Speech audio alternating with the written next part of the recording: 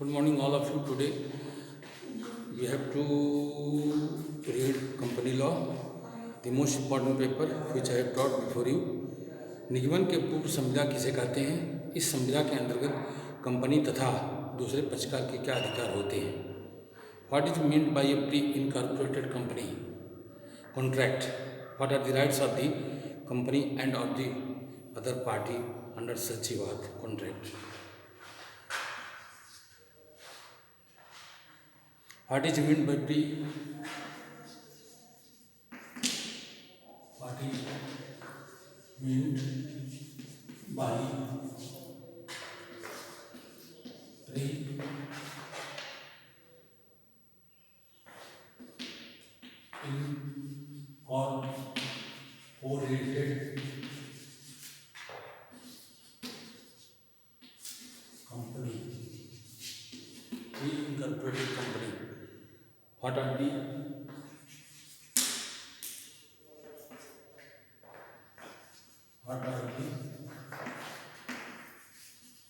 rights of the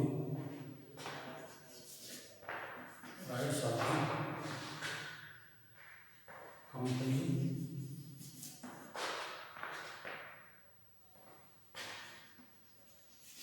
and other company and of the other company and of the other party under such a contract.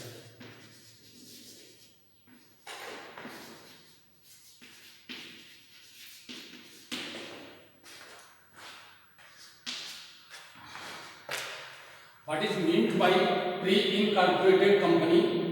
What are the rights of the company and of the other party under such contract? निगमन के पूर्व संविदा किसे कहते हैं? हिंदी में कहते हैं निगमन के पूर्व संविदा किसे कहते हैं? इस संविदा के अंतर्गत कंपनी तथा दूसरे पक्षकार के क्या अधिकार होते हैं? पूर्व निगमित संविदाएं प्री इनकॉर्पोरेटेड कॉन्ट्रैक्ट निगमन के पूर्व की संविदाओं से ऐसी संविदाएं अभिप्रेत हैं जिसे कंपनी की ओर से निगमन के पूर्व किया गया है। कंपनी उस संविदाओं के लिए बाध्य नहीं है जो उसके लिए और उसकी ओर से उसके निगमन के पूर्व प्रवर्तकों द्वारा की जाती है। संविदा किए जाते समय कंपनी निगमित नहीं थी तथा कंपनी को विधिक व्यक्तित्व प्राप्त नहीं था अतः कंपनी ऐसी संविदाओं के लिए दायी नहीं है और कंपनी भी ऐसे संविदाओं के प्रवर्तित कराने के लिए बाध्य नहीं ला सकती। ऐसी संविदाओं का कंपनी द्वारा अनुसमर्थन भी नहीं किया जा सकता, लेकिन निगमन के बाद कंपनी अन्य पक्षकारों के साथ संविदा करके निगमन के पूर्व की संविदाओं को मान्य कर सकती है। विनिर्दिष्ट अनुदेश अधिनियम 1963 की धारा 15 जौ के अनुसार कंपनी अपने निगमन के बाद निगमन के पूर्व की गई संविदा को स्वीकार करने के लिए पूर्णतः सक्षम है और उसके द्वारा ऐसी संविदाओं का अनुसमर्थन किया जा सकता है। संविदा के अंतर्गत कंपनी तथा दूसरे पक्षकारों के अधिकार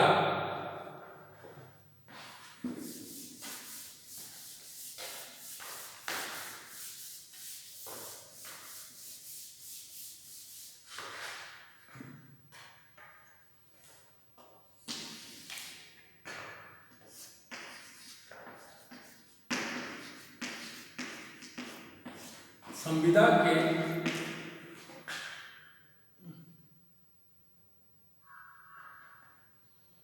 ऐसी संविदा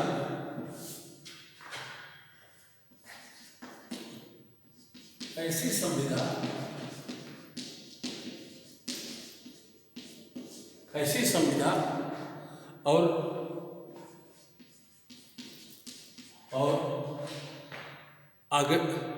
अगठित कंपनी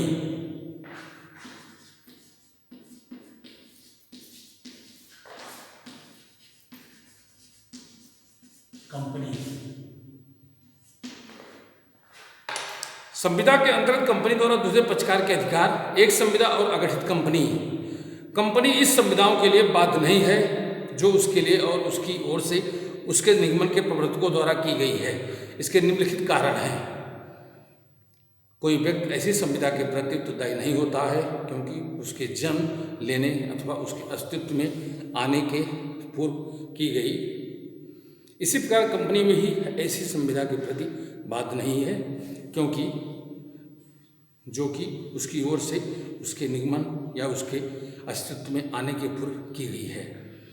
इसमें संदेह नहीं है कि स्वामी तथा मालिक अपने अभिकर्ता के कार्यों के लिए उत्तरदायी होता है, किंतु यह दायित्व उस समय होता है जबकि अभिकर्ता द्वारा किया गया कार्य उसे दिए गए अधिकार की सीमा के भीतर है। किंतु यहाँ कहा जा सकता है जो कि उसकी ओर से ऐसी संविदा करते हैं। इसका कारण भी स्पष्ट है। केवल व्यक्ति ही स्वामी का मालिक हो सकता है क्योंकि ऐसी संविदा किए जाने के समय कंपनी नियमित ही नहीं रहती, इसलिए उस समय उसे विधिक व्यक्तित्व नहीं प्राप्त होता। इस कारण उस समय वह स्वामी या मालिक होने में सक्षम नहीं रहती और इसके परिणाम स्वरूप उसे प्रवर्तन का स्वामी का मालिक माना ही नहीं जा सकता। कंपनी भी ऐसी संविदा है। मध्यस्थम आर्बिट्रेशन करार की एक करार है जिसके लिए दो पक्षकारों का होना आवश्यक है, अर्थात करार के लिए दो या दो से अधिक व्यक्तियों का होना आवश्यक है। अतः यदि संविदा के समय दो पक्षकारों में से एक पक्षकार अस्तित्व में नहीं हो तो संविदा नहीं हो सकती। इस प्रकार मध्यस्थम करार की एक पक्षकार कंपनी है और वह करार के बाद की स्थिति पर उसे निगमित का प्रमाण पत्र दिया जाता है, तो ऐसी दशा में करार दो ऐसे पक्षकारों के मध्य नहीं माना जाएगा जो अस्तित्व में रहे हैं और परिणाम स्वरूप इसे मध्यस्थम करार नहीं माना जाएगा। संविदा का अनुसमर्थन। अंग्रेजी विधि के अंतर्गत कंपनी ऐसी संविदाओं का अनुसमर्थन नहीं कर सकती क्योंकि कोई भी व्यक्ति ऐसी संविदा का अनुसमर्थन नहीं कर सकता जो कि उसे अस्तित्व में आने से पूर्व की गई थी, किंतु अपने आप को नियमित कराए जाने के बाद अन्य पक्षकारों के साथ कंपनी एक नई संविदा कर सकती है जिसमें निगमन के पूर्व की गई संविदा की शर्तों का उसी रूप में मान किया जा सकता है जिस रूप में वह शर्तें निगमन के पूर्व विद्यमान थी। ऐसी नई संविदा के बाद प्रवर्तन का दायित्व समाप्त माना जाएगा, किंतु भारतीय विधि के अंतर्गत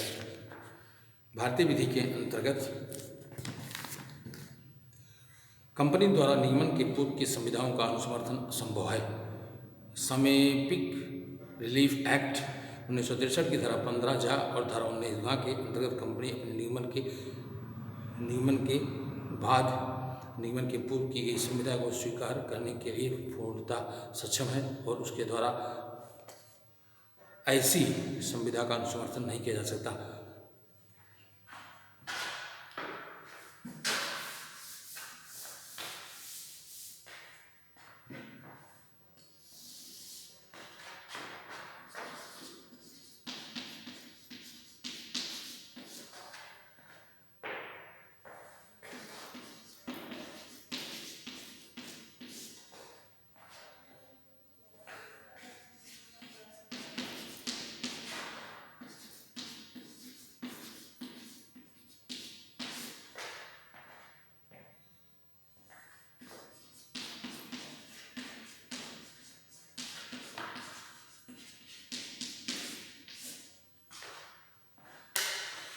प्रवर्तन अथवा अभिकर्ता जो कि ऐसी कंपनी की ओर से संविदा करता है उसके दायित्व पक्षकारों के इरादे पर निर्भर करता है।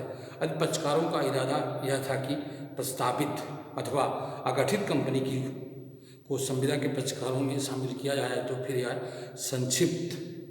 फिर यह संविदा शून्य हो जाएगी और ऐसी संविदा पर उसे कंपनी का प्रवर्तक या अभिकर्ता दायित्वधीन ना होगा, किंतु उनका इरादा कंपनी के प्रवर्तक या अभिकर्ता को संविदा करने वाले पक्षकारों में शामिल करने का था, तो वह प्रवर्तक या अभिकर्ता व्यक्तित्व रूप से दायित्वधीन होगा और ऐसी स्थिति में यह संविदा के संबंध में यह बात चला सकता है अथवा उसके विरुद्ध उस संविदा के माध्यम से बात चलाया जा सकता है।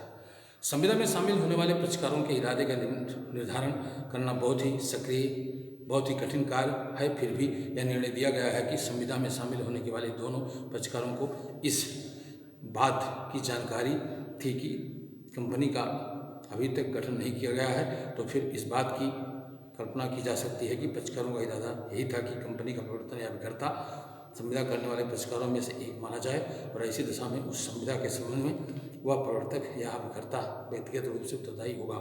किंतु यदि संविदा से आबद्ध होने दोनों पक्षकारों को ऐसा आभास था कि संविदा किए जाने के समय कंपनी अस्तित्व में रही, भले ही यथार्थ के रूप में कंपनी का अस्तित्व उस समय नहीं था, तो इससे यह निष्कर्ष लगाया जा सकता है कि उनका इरादा कंपनी को संविदा करने वाले पक्षकार के रूप में बनाने का था और इसलिए वह संविदा शून्य होगी और कंपनी का प्रवर्तक अभिकर्ता उस संविदा के लिए व्यक्तिगत रूप से उत्तरदायी नहीं होगा। This was the most important question and vital question for your exam